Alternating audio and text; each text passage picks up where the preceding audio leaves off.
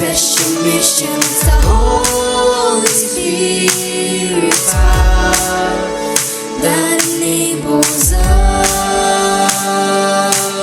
We will go, let us go.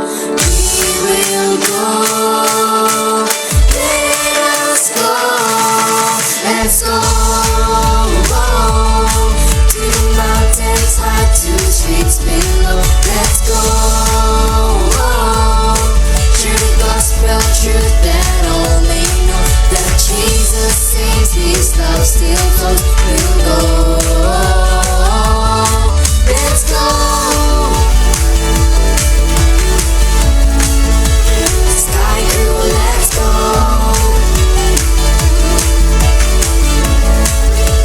Sky Crew, let's go. Let's go!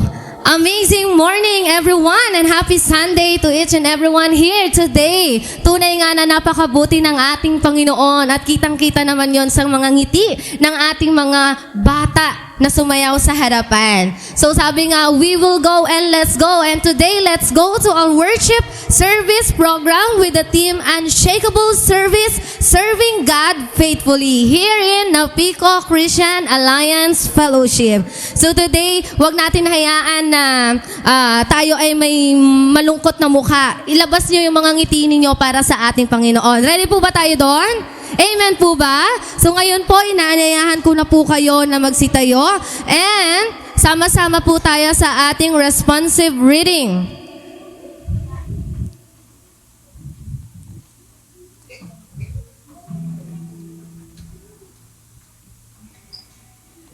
Proceed po muna tayo sa ating responsive reading for today.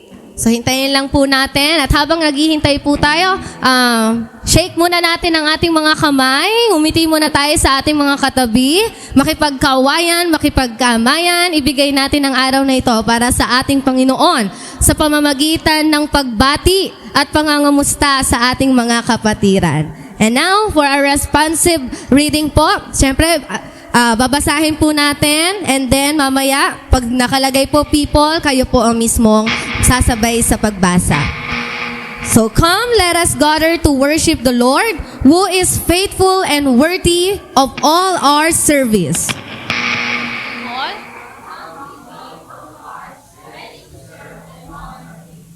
Let us remain steadfast and immovable in His work. For our labor in the Lord is not in vain. Hallelujah. Tayo po ay manalangin. Aming dakilang Diyos at Ama, kami po ay nagpapasalamat sa iyong kabutihan at katapatan sa aming buhay. Sa araw na ito, kami po ay lumalapit sa iyo upang ikaw po ay aming sambahin, purihin at parangalan. Panginoon, linisin mo nga po ang aming mga puso at linisin mo nga po, Panginoon, ang anumang gawain namin, Panginoon, sa buhay. Alisin mo po ang anumang bagay na makakahadlang sa aming pagsamba. Ihanda mo nga po kami, ang aming sarili sa pagtanggap ng inyong salita. Tulungan mo nga po kami, Panginoon, na maging matatag at hindi po matinag sa lahat ng pagsubok na aming nararanasan sa buhay at lagi po kaming masigasig sa aming paglilingkod sa inyo, Panginoon. Nawa po, Panginoon, ang buong gawain ng pagsambang ito sa araw na ito ay maging kalugod-lugod sa inyong paningin, sa inyong harapan. Dalangin po namin, Panginoon, na makamit po namin at maramdaman ang iyong presensya, ang iyong kapangyarihan, ang iyong kabutihan sa araw na ito. Kaya, Panginoon, kung sino man, Panginoon, ang wala pa rito sa simbahang ito, patuloy mo nga po, Panginoon, na ingatan sa kanilang pagdating at nawa, Panginoon, ang mga lingkod mo na naririto, na nagsimula ng makinig, ay hanggang dulo, Panginoon, ay makapakinig ng mabuti sa iyong mga salita. Tulungan mo kami, Panginoon, na ang puso namin, Panginoon, ay mas mapalapit sa iyo. Ang buhay namin, Panginoon, ay mas sumunod sa iyo, Panginoon. Nawa, Lord God, ikaw po, Panginoon, ang patuloy na manahan sa aming puso at ikaw po, Panginoon, ang luminis ng aming buhay, Panginoon. Patuloy mo kami, kaming baguhin sa araw-araw, sa bawat oras, at Ikaw po, Panginoon, ang makita sa aming buhay. Bigyan mo kami ng ngiti, ng kapayapaan, ng kaparangalan, Panginoon, kaginhawaan at katagumpayan sa aming buhay. Muli, sa iyo po namin binabalik ang papuri at pagsamba sa tanging pangalan mo lamang, o aming Panginoong Hesus. Amen and amen. Ngayon, ihanda po natin, church, ang ating mga puso, ang ating mga buhay, ang ating mga kamay, ang inyong mga bewang. So, ang inyong mga salita, isbigayan natin ang buong puso sa ating Panginoon. Isigaw mo ang hallelujah, isigaw mo ang amen, isigaw mo ang Jesus, dahil sa araw nito, karapat-dapat natin siyang papurihan at sambahin. Kaya, ihanda po natin ang ating puso sa Kanya. Ang Kanyang salita ang magbibigay sa atin ng lakas at direksyon sa ating buhay at paglilingkod. Kaya pakinggan po natin sa araw nito ang praise and worship team. Amen. Good morning, church. It's a blessing to na nandito tayong lahat. We are here to worship the Lord and praise Him with all of our heart, our soul, and our mind. Serving Him faithfully. Tunay na ang Panginoon ay naging tapat sa atin. Kaya nararapat ibalik din natin ng may katapatan ng ating mga puso sa araw na ito. Amen po ba? Amen. Parang matamlay tayo today. Amen ba? Amen. Sabi nga po sa salita ng Panginoon, isa man o dalawa ang nagtatipon sa kanyang ngalan na naroon ang kanyang presensya. God is here in our praises. So let us lift up our hands, clap our hands to the Lord, and worship Him because He is worthy to be praised. Hallelujah! Yes, Lord. Palakpak po natin ang ating mga kamay sa ating Diyos na buhay.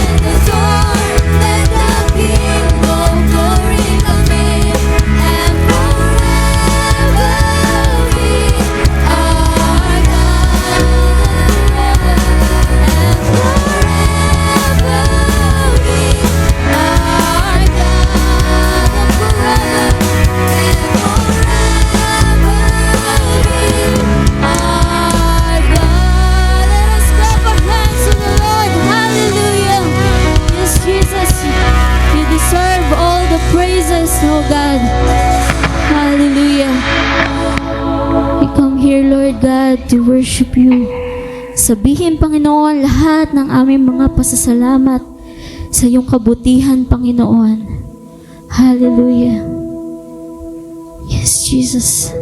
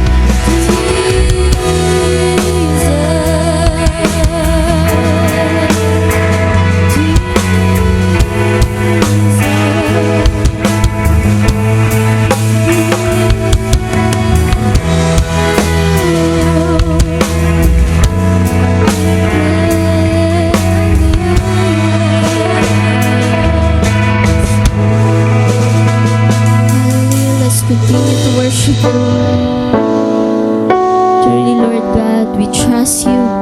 We believe you, Panginoon, sa lahat ng pagkakataon. Hallelujah. You're the reason, Panginoon, kaya kami naririto, Panginoon, para sambahin ka, awitan ka ng buong kagalakan, Panginoon. Hallelujah. Jesus. Into your hands I commit again with all I am for you, Lord. You hold my world in the palm of your hand, and I am yours forever. You believe it? Jesus, I believe in you. Jesus, I belong to you. You're the reason that I live, the reason that I sing with all I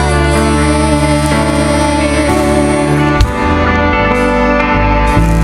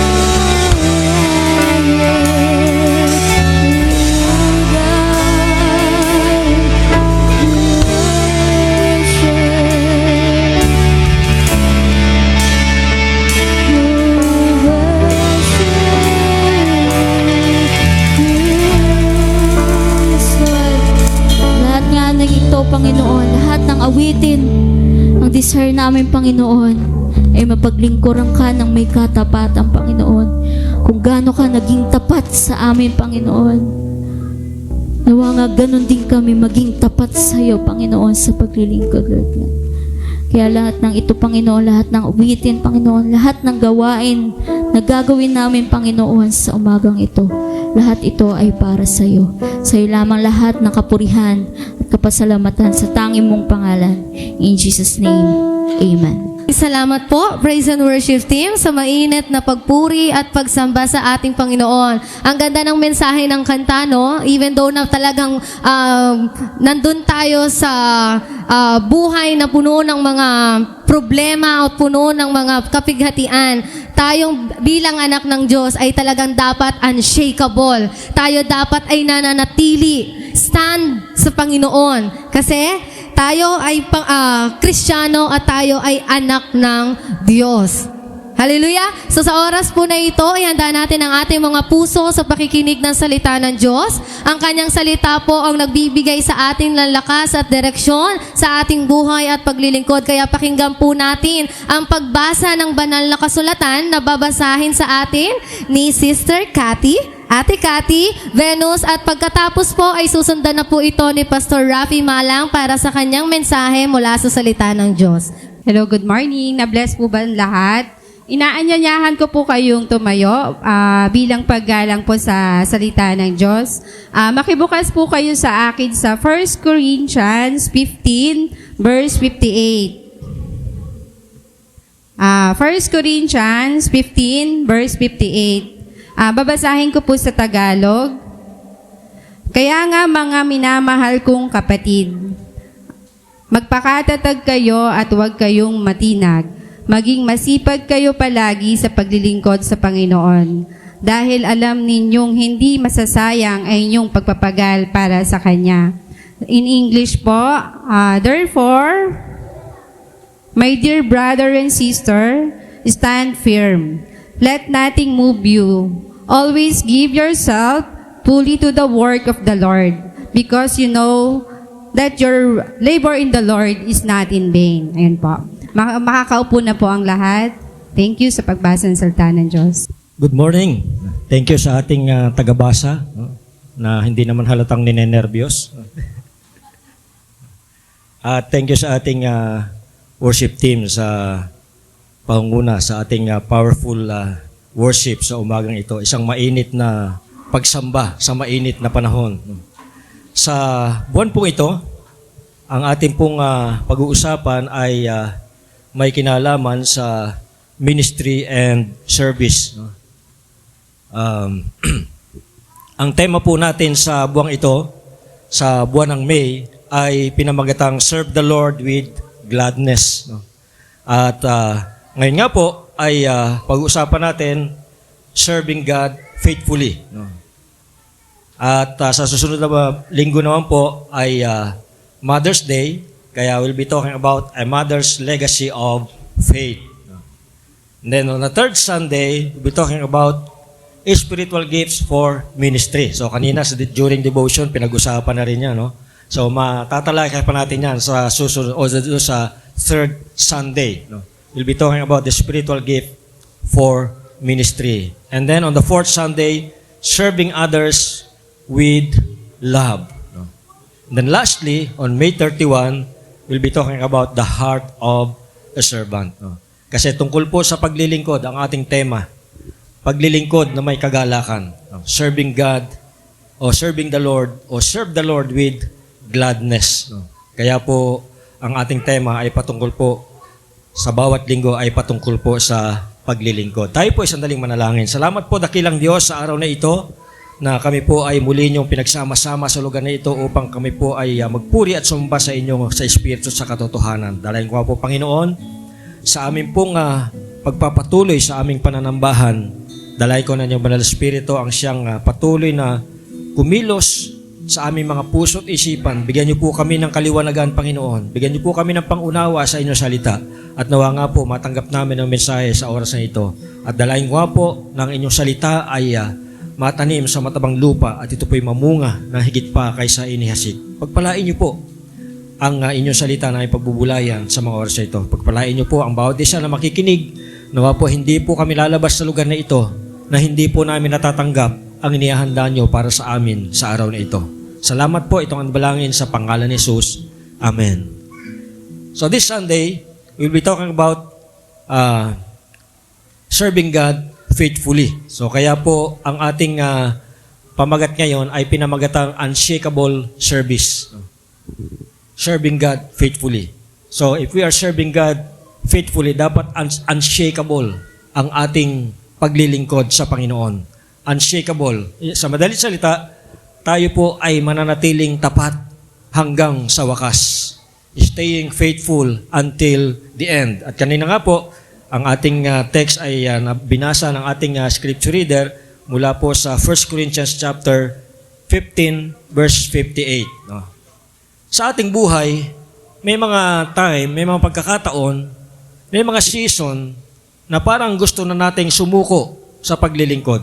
Nararamdaman nyo ba ito? Nararamdaman nyo pa yung kapaguran. May mga time, may mga season sa ating paglilingkod na napapagod ka. Diba? Papagod ba kayo? No? May mga time na parang walang nangyayari. Minsan parang hindi pa napapansin yung mga ginagawa mo. Parang walang nakakapansin. Parang invisible ka. At minsan, naiisip natin, may sense pa ba ang ginagawa ko? May kabuluhan pa ba ito? Pagpapatuloy ko pa ba ito? Kung nakakaramdam ka nito, well, hindi ka nag-iisa. Tingnan mo yung katabi mo. Mukha bang pagod?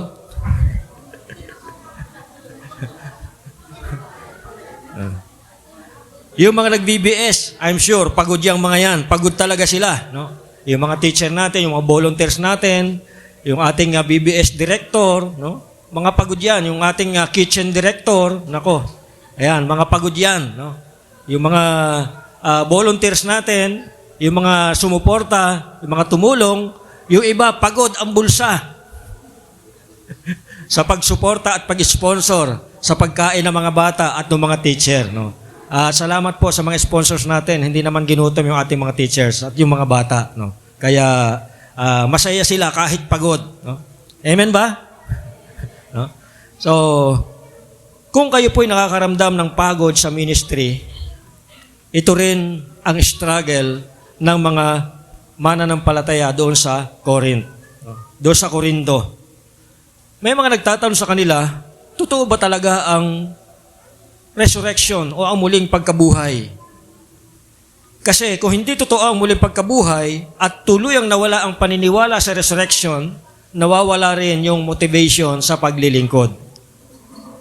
Sa buong chapter, ang buong chapter 15 ng 1 Corinthians, malinaw po ang mensahe ni Paul dito. 3 bagay po yung mahalagang sinasabi ni Paul sa chapter na ito. Ito po yung 3 bagay na sinasabi ni Paul. Una, buhay si Kristo at siya ay mabubuhay magpakailanman. Ang tema po o ang konteksto ng 1 Corinthians chapter 15 ay tungkol po sa muling pagkabuhay ng ating Panginoon Kristo. It's about the resurrection of Jesus Christ. At dito po sinasabi ni Paul ang isang malinaw na katotohanan na si Kristo ay buhay at siya ay mabubuhay magpakailanman. Pangalawa, tayo rin na nananampalataya kay Kristo ay muling bubuhayin. Kung tayo po ay mamatay, darating po ang panahon, we will be resurrecting. Mabubuhay po tayong muli. Pangatlo, sinasabi dito ang katiyakan ng katagumpayan, na sigurado po ang katagumpayan laban sa kamatayan dahil pinagtagumpayan na po ni Kristo ang kamatayan. At dahil dito, si Paul ay nagbigay ng isang napakalakas na conclusion doon po sa verse 58. Sabi doon sa verse 58, tingnan po natin uli, sabi riyan, therefore, my beloved brethren, be steadfast, immovable, always abounding in the work of the Lord, knowing that your labor in the Lord is not in vain. Ito po yung huling verse ng chapter 15. At dito po nag-conclude si Paul, dahil si Kristo ay muling nabuhay, hindi po nasasayang ang ating pagpapagal, paglilingkod sa Panginoon. Dahil ang ating po pinaglilingkuran ay buhay. We are not serving a dead founder. We are not serving a dead religion. We are serving the living God. Dahil po sa katotohanan ng may resurrection o muling pagkabuhay, we have victory and eternal future in Christ. Hindi tayo tinatawag upang sumuko o umayaw, kundi dapat tayong magpatuloy. Kaya, ang unang hamon ni Paul sa bawat mananampalataya, sabi niya, be steadfast. Stay committed in serving God. Manatili tayo sa paglilingkod sa Panginoon. Sa 1 Corinthians chapter 15 verses 1 to 20, pinatunayan po dito ni Paul na si Jesus ay tunay na nabuhay muli. Dito po ay kanyang ipinakita, dito po ay kanyang pinatutuhanan na si Kristo ay muling nabuhay. Doon po sa mga talatang yon, sa verses 1 to 20 ng chapter 15. Dahil mahaba po yan, basahin nyo na lang po pag uwi nyo mamaya sa bahay. No? So, kung hindi siya nabuhay, tingnan po natin anong mangyayari kung hindi po nabuhay muli si Jesus Christ. Una, walang kabuluhan ang pananampalataya natin kung hindi po siya nabuhay na maguli. Kung walang resurrection ang ating paglilingkod, ang ating pananampalataya ay walang silbi, walang kabuluhan, walang meaning. Lahat yan ay walang sense kung hindi siya nabuhay na maguli. Pero dahil nabuhay siyang na maguli, ang ating paglilingkod, ang ating pananampalataya ay naging makabuluhan. Pangalawa, kung hindi siya nabuhay na maguli, para saan pa at magpapatuloy tayo? Diba? Walang dahilan, walang sense na tayo pa yung magpatuloy kung siya ay hindi nabuhay na maguli. Pero dahil buhay si Kristo, ang faith natin ay matibay. Dahil buhay si Kristo, maglilingkod tayo sa isang buhay na Panginoon. Kaya kahit mahirap, kahit walang recognition, kahit walang nakakapansin sa'yo, ang hamon sa atin, manatiling steadfast. Manatiling naglilingkod sa Panginoon. Manatiling tapat na naglilingkod sa Panginoon. Why? No? Bakit ba kailangan nating manatili? Dahil hindi tayo seasonal na Christian. Hindi ka seasonal Christian. Hindi ka Sunday Christian lang o occasional Christian na kapag anniversary lang o may special occasions lang, Christmas, nagiging Christian, pero the rest of the year ay bahala na si Batman. Hindi po tayo ganun. Ang hamon sa atin ay manatili. Stay committed anuman ang mangyari. Hindi rin tayo naglilingkod kapag may gana lang. Diba? Ganado ka magsimba ngayon, kaya nagsisimba ka. Ganado kang tumugtog. Ganado ka umattend ng prayer meeting. Pero, paano na lang kapag hindi ka naganado? Wala na. Ganun ba yon? Paano pag matamlay ang buhay mo? Wala na. Ganun ba yon? Alam nyo, ang ating buhay bilang mananampalataya, para tayong magsasaka. Kahit hindi mo nakikita agad tumutubo yung itinanim mo, patuloy ka pa rin nag-aalaga sa iyong pananim. Dahil naniniwala ka na balang araw, aani ka. No? Kaya patuloy mo siyang dinidiligan, patuloy mong binubungkal yung lupa, patuloy mong nilalagyan ng fertilizer, dahil naniniwala ka isang araw, itong itinanim mo ay tutubo at mamumunga at aani ka.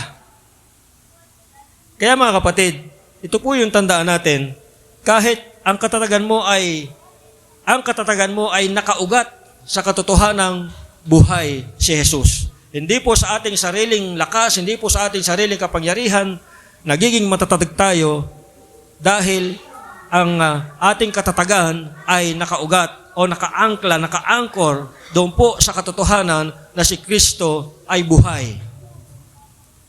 Pangalawa, nahamon ni Paul sa bawat isa sa atin, sabi niya, be immovable. Don't be shaken by challenges. Maraming hamon maraming pagsubok ang ating kakaharapin. Kung tayo humaharap sa mga hamon at pagsubok ngayon, marami pang darating. Hindi lang yan. Kaya ang hamon sa atin ni Paul, be immovable. Sa 1 Corinthians chapter 15, verses 21 to 49, sinabi ni Paul doon na tayo po ay muling bubuhayin. Kung tayo man ay pumanaw dito sa mundong ito, tayo po pagdating ng panahon ay muling bubuhayin. At tayo po ay bibigyan ng glorified body. Yung pong glorified body na sinasabi ni Paul ay yung pong body na katulad ng katawan ni Kristo nung siya po ay muling nabuhay. Kung babasahin niyo po, after ng resurrection ni Jesus Christ, si Jesus Christ po ay pumapasok sa isang kwarto na tumatagos po siya sa pinto. Tumatagos po siya sa mga dingding. Ganun po yung ibibigay sa ating body. Yung pong body natin, yung katawan natin, yung ay nabubulok, sakitin, mahina, no? Maraming mga kapintasan, pero yung pong ibibigay sa atin, yung ipapalit sa katawan na ito ay katawang hindi nabubulok, katawang hindi nagkakasakit, at pwede ka nang tumagos sa mga pader at sa mga pintuan na nakasara, katulad ng ginawa ni Jesus nung siya po ay muling nabuhay.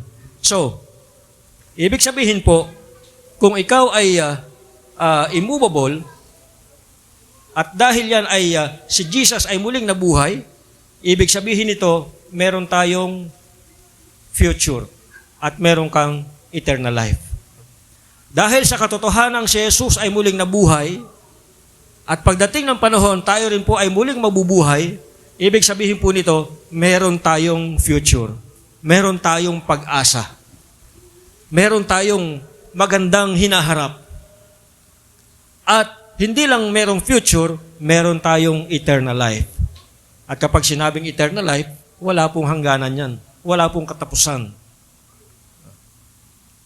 Yan po yung buhay na naghihintay sa atin sa piling ng Panginoon. Kaya mga kapatid, kung alam mong sigurado ang kinabukasan mo kay Kristo, hindi ka basta matitinag ng mga problema sa kasalukuyan.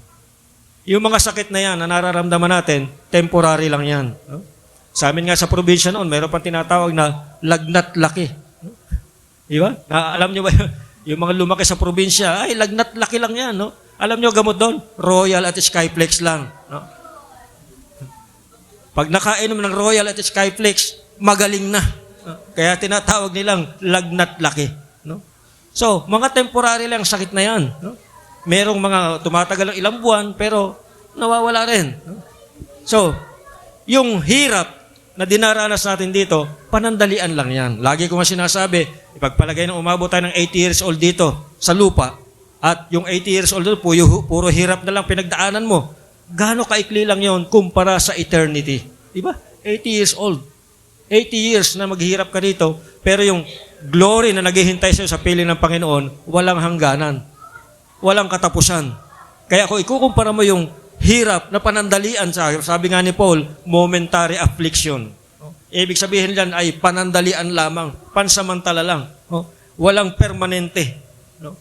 Lahat yan ay panandalian lang. Pero yung glory, walang hanggan. Kaya, mga kapatid, kahit may mga discouragement, kahit may mga criticism, kahit may mga pagsubok, ang hamon ni Paul, huwag kang matinag. Makakarinig ka ng mga criticism, madidiscourage ka, may mga hamon, mga pagsubok na darating sa buhay mo, pero sabi ni Paul, huwag kang matinag. Ang isang immovable na Christian, parang puno na malalim ang ugat.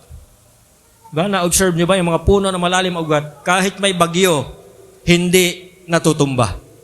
Diba? Nananatiling nakatayo kahit na malakas ang bagyo. Ganyan po ang isang puno na malalim ang ugat. Ganon din po, kinukumpara ang isang immovable na Christian sa isang puno na malalim ang ugat. Ibig sabihin po, hindi ka matitinag dito sa lupa kung sigurado ka sa langit. Kaya dapat, yun ang siguraduhin natin. Na pag alis natin dito, dapat doon ang punta natin sa langit. So that habang nandito tayo sa lupa, kung merong kakatiyan ng langit, ay hindi ka basta-basta matitinag dahil sigurado ka, pag alis mo dito, doon ang destinasyon mo. langit. No? Pangatlo po, nahamon ni Paul, sabi niya, abound in the work of the Lord. Na sinasabi niya po dito ay, let us give our best to God. Sa 1 Corinthians chapter 15, verses 50 to 57, dineklara ni Paul ang tagumpay. Sabi doon, death has been swallowed up in victory. Sinasabi po ni Paul dito sa mga talatang ito na panalo na si Kristo. Panalo ka na rin sa Kanya kung ikaw ay naka-Kristo. Dahil nagtagumpay siya, ikaw rin ay tagumpay dahil kay Kristo. So, mga kapatid, hindi po tayo naglilingkod para manalo. Naglilingkod tayo dahil panalo na tayo. Ganun po ang sitwasyon. Hindi tayo naglilingkod para manalo, naglilingkod tayo sa Panginoon dahil panalo na tayo. Dahil si Kristo, pinanalunan niya, pinagwagianan niya ang kamatayan at hindi po siya napigilan ng hukay. Siya po, after 3 days, ay muling nabuhay. Kaya, dahil naglilingkod tayo sa Panginoon, dapat hindi po natin tinitipid yung ating effort para sa Panginoon. Amen po ba? Dapat hindi yung pwede na. Sa paglilingkod sa Panginoon, sabi nga dyan, give your best. Dapat hindi yung pwede na. Dapat pwedeng-pwede. Amen ba? Sa paglilingkod sa Panginoon, dapat ay pwedeng-pwede. Mag-abound tayo. Give your best. Serve with excellence. Serve with passion. Serve with joy. Alam nyo, kapag ganito yung attitude natin, we are serving God with excellence, with passion, and with joy, siguro makaramdaman tayo ng pagod, panandalian lang. Kasi, kasunod niyan ay yung feeling of fulfillment. Yes, nakakapagod maglingkod, nakakapagod ang ministry, pero kapag ka nararamdaman mo yung fulfillment, lahat ng pagod nawawala. No? At ito yung nagbibigay sa iyo ng fuel para kinabukasan muling maglilingkod sa Panginoon. Ito yung nagbibigay sa iyo ng dahilan para muling bumangon at maglingkod sa Panginoon. Kaya kung tatanungin ka, para kanino ka bumabangon? Siyempre, para sa Panginoon. Hindi tayo bumabangon para sa grades, hindi tayo bumabangon para sa sweldo. Bumabangon tayo para sa Panginoon. So that's serving with excellence, with passion, and with joy. Parang yung mga anak, di ba? Kapag inutusan ng parents siya, sumusunod. Nagsiserve sila, hindi dahil obligado, kundi dahil mahal niya yung kanyang mga magulang. Amen ba, mga bata? Oh. Kaya kapag inuutosan ng magulang, hindi wait lang, di ba? So, ganun po tayo sa ating paglilingkod sa Panginoon. Naglilingkod tayo dahil mahal natin ang Panginoon. Kaya, ang lingkod na alam na panalo na siya, hindi nagtitipid sa paglilingkod. Dapat hindi natin tinitipid ang Panginoon. Dapat laging best yung ibinibigay natin sa Panginoon.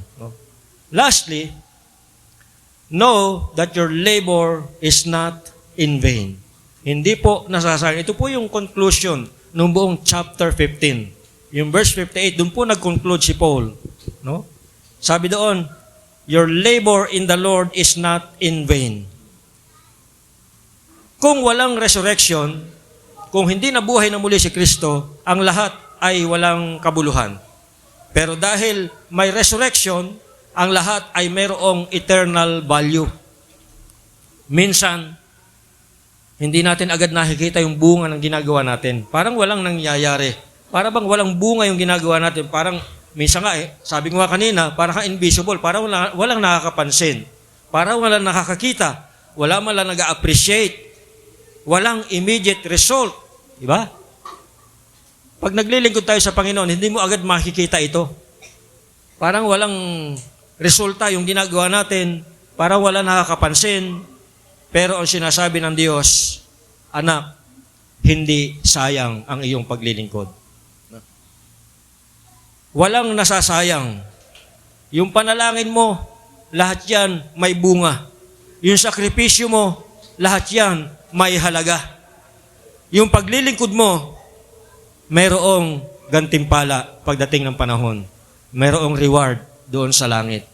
Yung lahat ng paglilingkod na ginagawa natin para sa Panginoon. Parang binhiya na hindi mo agad nakikita yung bunga, pero sa tamang panahon, tutubo ito, mamumunga, at aani ka. Ang hindi nakikitang bunga ngayon, iniipon ng Diyos para sa walang hanggang gantimpala. Kaya kung hindi man natin nakikita agad ngayon, huwag tayong mawala ng pag-asa, huwag tayong panghinaang loob, patuloy lang tayong maglingkod sa Panginoon. At sabi niya, your labor in the Lord is not in vain. Hindi po sayang ang pagpapagal natin, hindi po sayang ang lahat ng ginagawa natin para sa Panginoon kung ito'y ginagawa mo mula sa iyong puso at ginagawa mo ng may tamang motibo. No? Kaya, sa pagtatapos po, dahil sa resurrection, maging matatag tayo. Dahil buhay si Kristo, maging matatag tayo, mga kapatid. Huwag matinag dahil sigurado ang ating kinabukasan. Magpakasipag dahil panalo na tayo.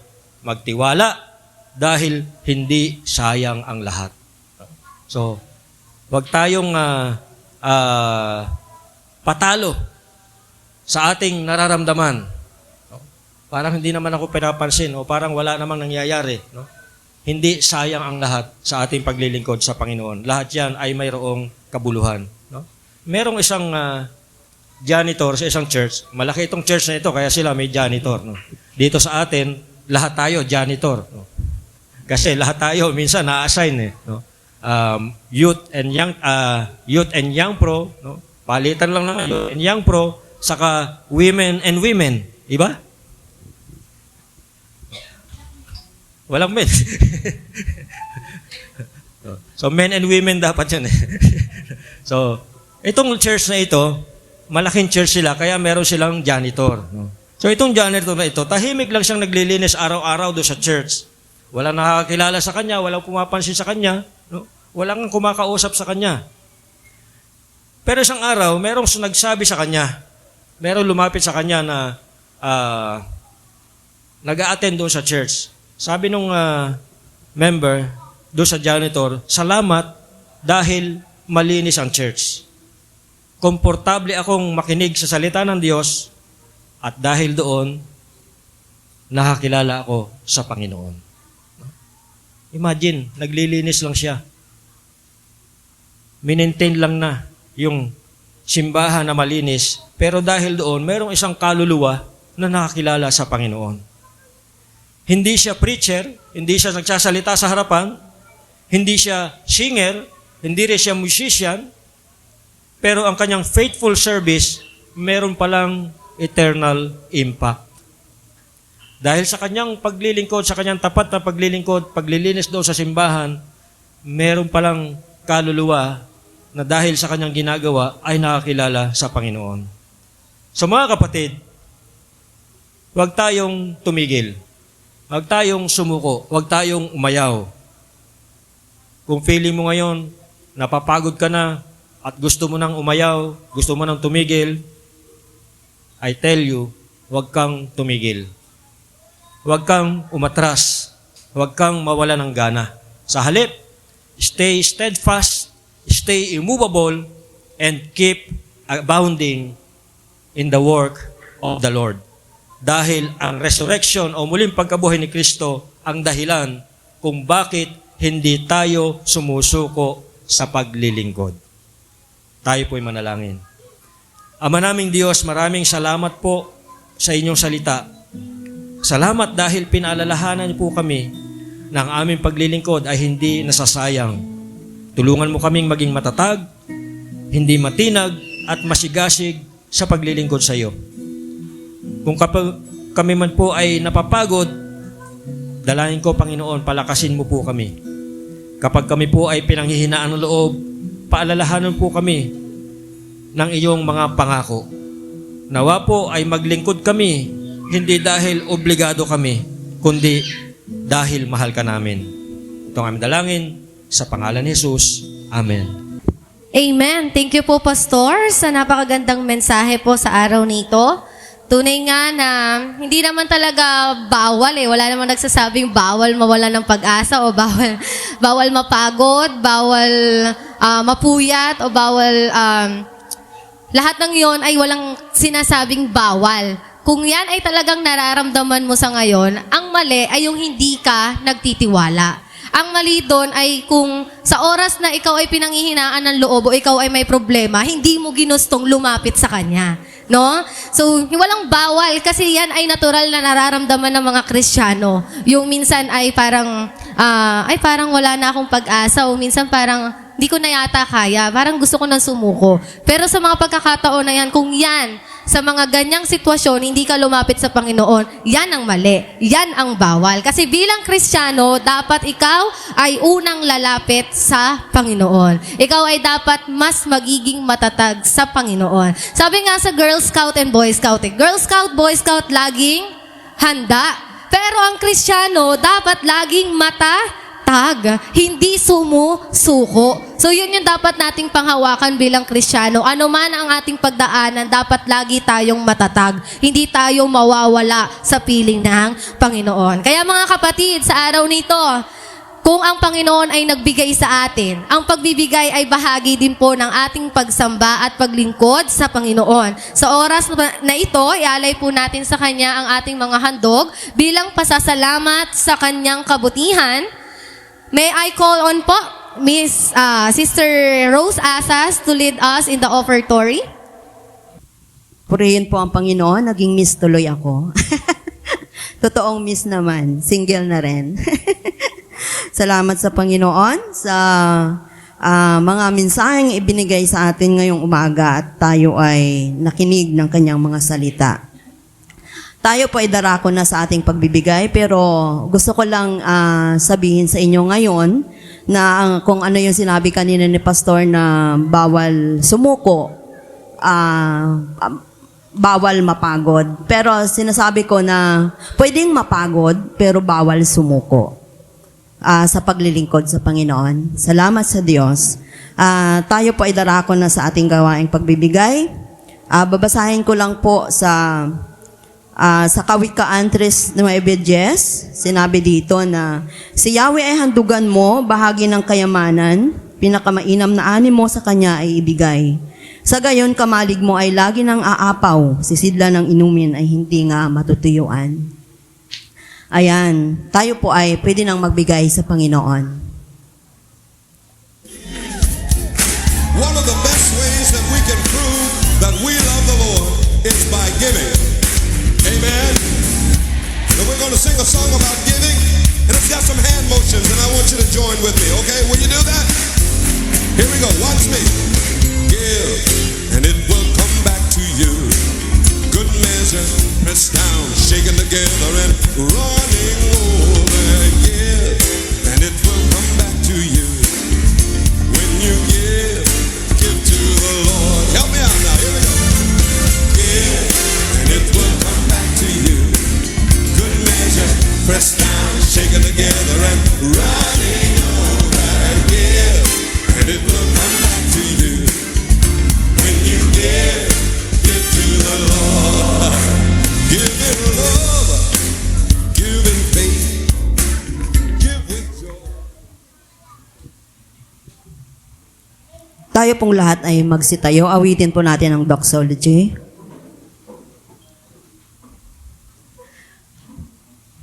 Praise God from whom all blessings flow. Praise Him, all creatures here below. Praise Him above, ye heavenly host. Praise Father, Son, and Holy Ghost. Amen. Tayo pong lahat ay magsiupo. Thank you po sa lahat para sa ating offertory. And now po, dumako na po tayo sa ating announcement and acknowledgement for those server po na naglingkod po para sa araw nito. Ang Diyos po ang magbibigay ng pagpapala at magbabalik po ng pagpapala sa inyong mga buhay. So ngayon po, dumako po tayo sa acknowledgement and announcement. And today po, your MC, yours truly. And sa ating call to worship, yours truly pa din po. Sa ating offertory po, pinangunahan po tayo ni Sister Rose Asas. And for our scripture reading, pinangunahan po tayo ni Ate Cathy. And for the announcement, yours truly pa din po. Next po.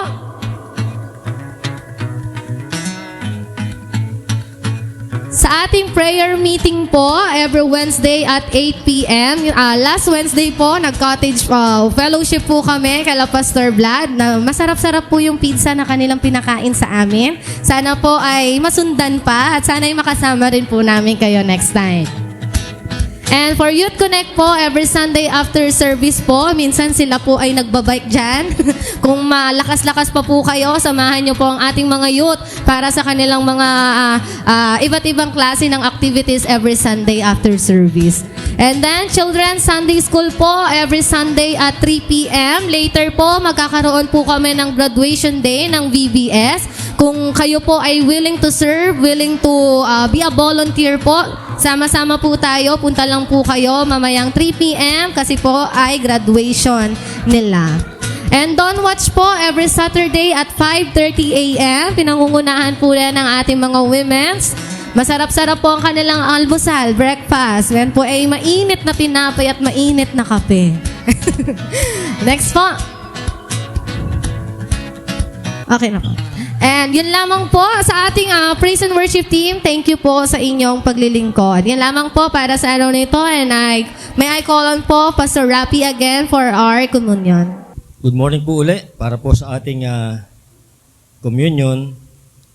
Ang ating pong mensahe sa communion ay pinamagatang faithful because He was faithful. Ang bawat paglilingkod po natin sa Diyos ay may pinanggagalingan. Meron pong pinagmumulan o pinaghuhugutan ang bawat paglilingkod natin sa Diyos. Hindi po tayo basta naglilingkod dahil kaya natin. Naglilingkod tayo dahil may ginawa si Kristo para sa atin. At ang communion ay paalala sa atin ng dakilang katotohanan ito. Ano ba yung mga katotohanang ipinapaalala sa atin ng communion? Una, merong katawan na nasugatan. Merong katawang nabayubay doon sa krus. Merong katawang nagdusa. Merong dugo na dumanak para malinis o mahugasan at mapatawad ang ating mga kasalanan. At merong buhay na ibinigay para tayo. Lahat po yan ay para tayo maligtas. Lahat po yan ay ginawa ng Panginoon para tayo maligtas. At yan po ang pinag-uugatan, yan po ang pinag-uhugutan ng ating paglilingkod sa Panginoon. Our faithfulness in serving God flows from Christ's faithfulness on the cross. Sabi niya, kung maaari lang ay alisin sa Kanya ang saro. Pero sa bandang huli, sinabi niya sa Ama, not my will, but your will be done. So because of His faithfulness, tayo rin po ngayon ay dapat maging tapat sa paglilingkod natin sa Panginoon. So ito po yung mga mahalagang elemento sa ating Lord's Supper o sa banal na hapunan. Una, the body of Christ, the sacrifice that saved us. Sabi rin, this is my body which is for you. Ang katawan ni Kristo ay nasugatan para sa atin. Ang lahat ng sakit, ang lahat ng paghihirap, at ang kamatayan ay tinanggap niya. Lahat po yan para tayo ay magkaroon ng buhay. Kaya mga kapatid, kung si Kristo ay nagbigay ng kanya sarili para sa atin, paano tayo tutugon? Ano dapat ang ating response? Ibibigay din natin ang ating sarili para sa Kanya. Amen po ba? Ang pagbibigay po ng ating sarili ay hindi kalahati, hindi pansamantala, kundi buo. Buong buhay na pagsuko sa Panginoon. Mga kapatid, hindi po natin kayang paglingkuran ng buo ang Diyos kung hindi natin nauunawaan ang sakripisyo ni Kristo. Kaya dapat lang po naunawain natin ano ba at papaano ba siya nagsakripisyo para sa atin. Pangalawa, the blood of Christ, the grace that sustains us. Sabi niya, this cup is the new covenant in my blood. Kasi merong old covenant para sa mga Israelita. Tapos nagkaroon ng new covenant. At ang covenant na ito is between us na nampalataya sa Panginoong Hesus and the Father. So, sabi niya, this cup is the new covenant in my blood. Ang dugo ni Kristo ang naglinis sa ating kasalanan. Noong unang panahon sa Old Covenant, sa Old Testament, nag-aalay po sila ng dugo ng hayop para takpan yung kasalanan. Kung halimbawa, ito yung kasalanan, tatakpan lang po yan. No? Tinatakpan lang. Pero, nung inalay ni Jesus yung kanyang dugo, hindi lang po tinakpan yung ating kasalanan. Hinugasan po. Nilinis, pinatawad ang lahat ng ating kasalanan. Ganun po ang nangyari nung pong dumanak ang dugo ni Kristo doon sa krus. Ito yung nagbigay sa atin ng bagong buhay at bagong simula. Actually, hindi po tayo karapat-dapat. Walang karapat-dapat. Sabi sa Bible, lahat po ay nagkasala at hindi nakaabot sa kalwalhatian ng Diyos. Wala pong karapat-dapat sa presensya ng Diyos. Pero dahil sa kanyang dugo, tayo po ay naging karapat-dapat. Tayo po ay tinanggap ng Diyos. Dahil yung kanyang dugo ang siyang luminis, naghugas sa lahat ng ating kasalanan. So mga kapatid, sa ating paglilingkod, hindi po tayo naglilingkod para maligtas. Naglilingkod tayo dahil tayo ay iniligtas na. At kahit tayo ay nagkakamali, di ba? Madalas pa rin tayo nagkakamali, pero kahit tayo nagkakamali, merong biyaya, merong grace, merong kapatawaran, at merong panibagong lakas. Ang dugo ni Kristo ay nagbibigay sa atin ng lakas na magpatuloy kahit tayo ay nadadapa. May mga pagkakataon sa ating buhay, nadadapa pa rin tayo, nagkakamali pa rin tayo, nagkakasala pa rin tayo, pero sabi ko nga kanina, merong biyaya, may kapatawaran, at mayroong panibagong lakas dahil sa dugo ni Kristo. At ito ang nagbibigay sa atin ng kalakasan na tayo ay magpatuloy sa ating buhay Kristiyano. Pangatlo, the remembrance. The motivation to remain faithful. Sabi niya, do this in remembrance of me. Kaya po tayo nagko-communion, kaya po natin ginagawa ito, we are doing this in remembrance of Him. We remember kung paano siya nag-sacrifice para sa atin. Kaya ang communion, hindi lang po ito isang ritual. Ito po ay isang paalala. Ano ba yung pinapaalala nito sa atin? Paalala ng kanyang pag-ibig, paalala ng kanyang sakripisyo, paalala ng kanyang katapatan. At dahil sa ginawa ni Kristo, ang hamon ni Paul sa atin, maging steadfast, dahil si Kristo hindi siya sumuko, hindi niya tayo sinukuan. Ang hamon ni Paul, maging immovable, dahil si Kristo naging matatag hanggang kamatayan. Mag-abound sa service, dahil si Kristo ibinigay niya ang lahat para sa atin. Magtiwala, dahil si Kristo hindi sayang yung kanyang sakripisyo. Ang alaala ng krus ang nagbibigay lakas sa atin upang manatiling tapat sa paglilingkod. Pero merong warning si Paul do sa 1 Corinthians 11:28. Sabi niya, let a man examine himself. So kaya bago tayo makibahagi, tanungin natin ang ating sarili. Examine natin yung ating sarili. Suriin natin yung ating sarili. Una, tanungin natin ang ating sarili, may kasalanan ba akong kailangan i-confess? May puso ba akong hindi tapat sa Diyos? Tanungin natin, ang puso ko ba ay tapat sa Diyos? Naglilingkod ba ako ng may buong puso? Kaya sa mga oras ito, Sabi ni Paul, let a man examine himself. Examine po natin ang ating sarili. Kung meron tayong kailangan i-confess, i-confess natin sa Panginoon. Kung meron tayong kasalanan na hindi pa na-i-confess, confess natin sa Panginoon. Kung ang ating puso ay hindi tapat sa Diyos, lumapit tayo sa Panginoon at maging honest tayo sa Kanya. Lord, hindi po ako yung naging tapat sa iyo. Patawarin mo po ako. At gawin po tapat ang puso ko. So, sa mga oras na ito, lumapit tayo sa Diyos na may pagsisisi at pagpapakumbaba. At sa pagkakataong ito, magkaroon tayo ng sandaling katahimikan at hayaan natin na ang Banal na Espiritu ay saliksikin ang ating mga puso. At kung meron siyang i-reveal sa atin ang mga kasalanan na dapat natin confess natin at pagsisihan sa harap ng Panginoon at buong pagpapakumbaba na humingi ng kapatawaran.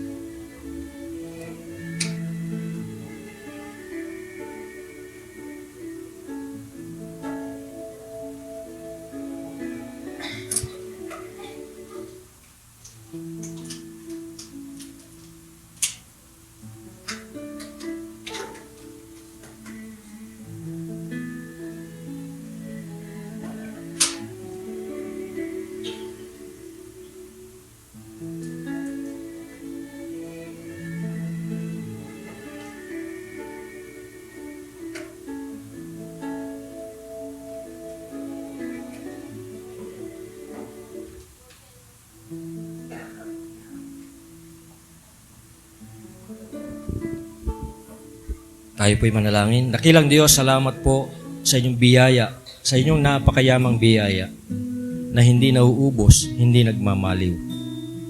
Sa mga oras do, Panginoon, inaanyayahan namin ang Banal na Espiritu ang siyang sumaliksik sa aming mga puso, Panginoon. At kung meron nga po mga karumihan, ipahayag niyo po ito sa amin. At kami po ay buong pagpapakumbabang nagsisisi at lumalapit sa inyo at humihingi ng kapatawaran sa lahat po ng karumihan sa aming mga puso. Nawa nga po, Panginoon, sa aming paglapit sa inyong hapag, kami po ay lalapit na karapat-dapat. Pakalinisin niyo nga po kami sa lahat ng karumihan at nawa nga po ang inyong Banal na Espiritu ang siyang muling pumuspos sa bawat isa sa amin. Pagpalain niyo po ang mga elementong ito, ang tinapay at Diyos na nagsisimbolo sa inyong katawan at dugo na aming pagsasaluhan, Panginoon. Nawa nga po ay i-consecrate niyo po ang mga elementong ito. At sa pagtanggap namin ito, Panginoon, tanggapin namin ang mga pagpapala, kagalingan, at katugunan sa lahat ng aming pangangailangan. Dalahin ko, Panginoon, na ang bawat tatanggap nito ay makatanggap ng kalakasan, ng encouragement, at ng lahat ng kanilang pangangailangan, Panginoon. Salamat po. Ito ang dalangin sa pangalan ni Jesus. Amen. Ngayon po ay tayo po ay tumayo at tayo po ay kumuha ng tinapay at juice. Mamaya sabay-sabay nating kakainin at iinumin.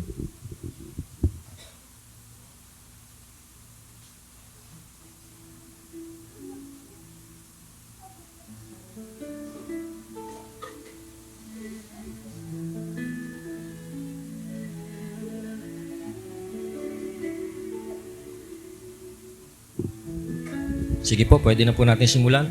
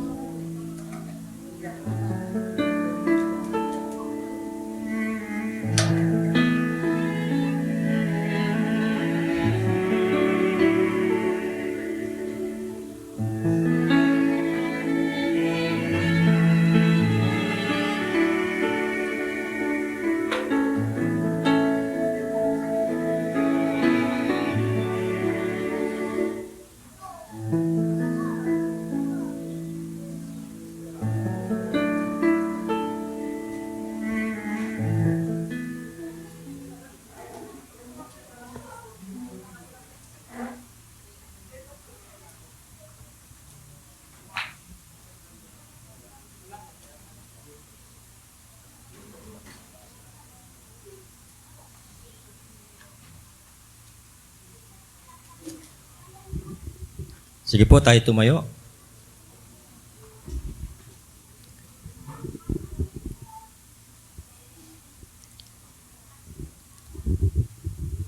This is the body of Christ, broken for you. Take and eat in remembrance of Him. Tanggapin po natin ang simbolo ng katawan ni Kristo.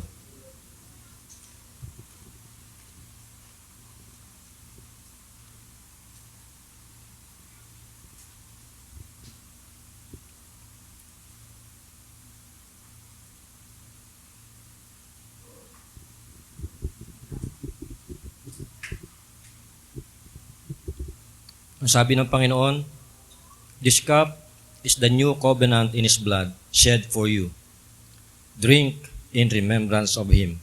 Tanggapin natin ang simbolo ng dugo ni Kristo.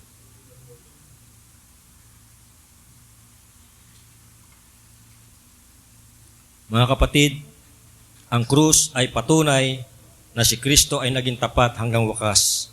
Kaya tayo rin ay tinatawag na maging tapat hanggang wakas. Kaya sabay-sabay po nating i-declare ang mga katagang ito.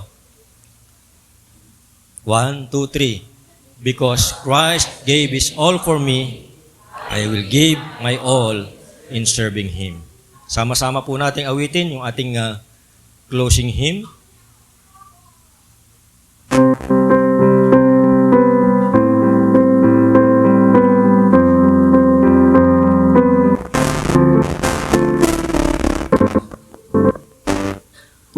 What can wash away my sin?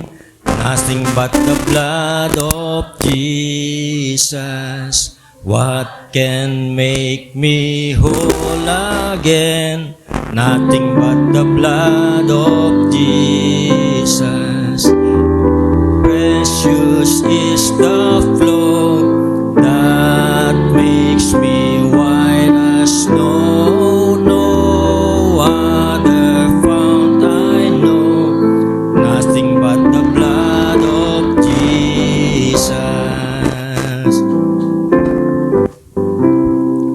For my pardon this I see, nothing but the blood of Jesus.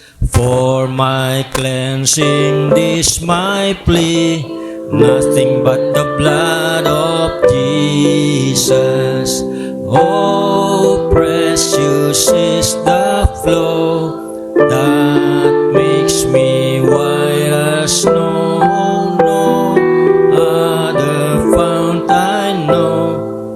Nothing but the blood of Jesus.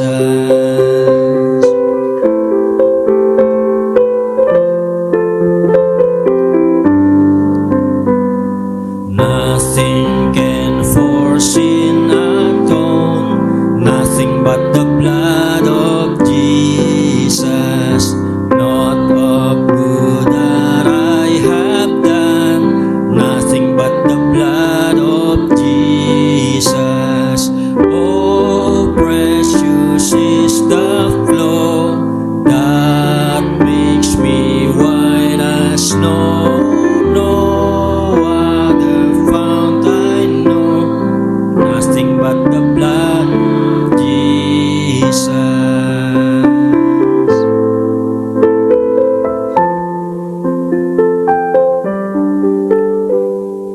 This is all my hope and peace, nothing but the blood of Jesus.